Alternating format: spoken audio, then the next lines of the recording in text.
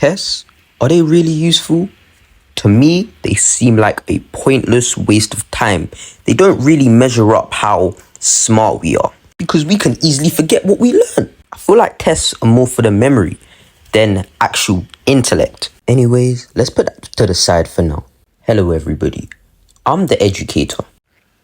Today we're going to dive into a topic that has been debated for years. Are tests effective or not? Are tests as ineffective as we all say?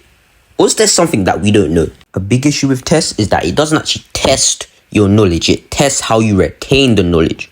So it's basically killing the point of tests because we're not being tested on anything other than whether we can retain information or not. Not to mention it's not actual measurement of a person's true knowledge and abilities because you could have a bad day. That one bad day could change the course of your life. Not to mention, it doesn't test a student's creativity, critical thinking, or problem-solving skills. Okay, maybe maths for the problem-solving. But other than that, like, what a test for?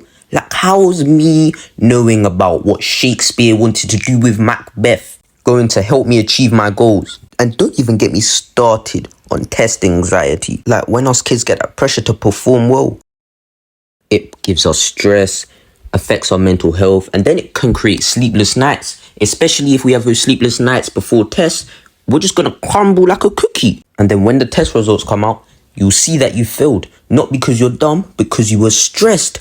However, tests don't acknowledge that stuff. And the terrible thing that teachers do, instead of like helping the students become more confident, like having those one-on-ones with them, they will just continue drilling the papers into them. Just practice.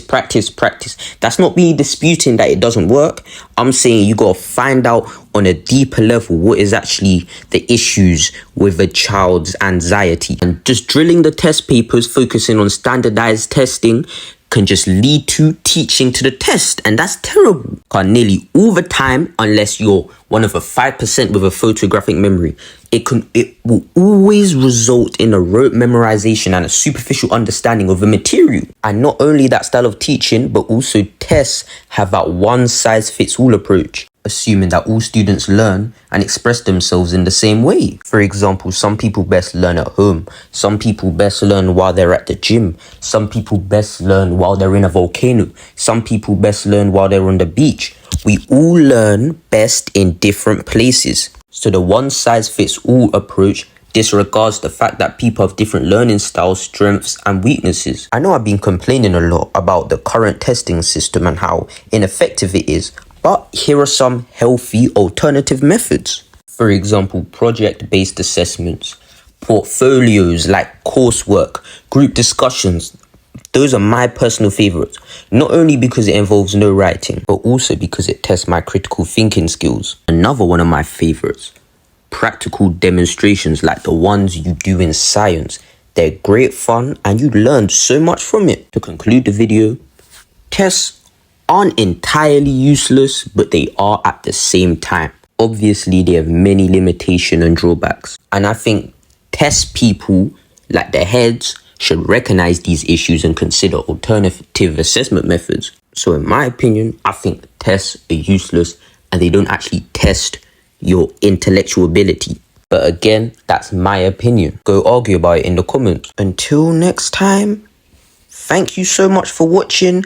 Make sure you like, comment, subscribe and hit that notification bell, and have a blessed year, week, month, all of that.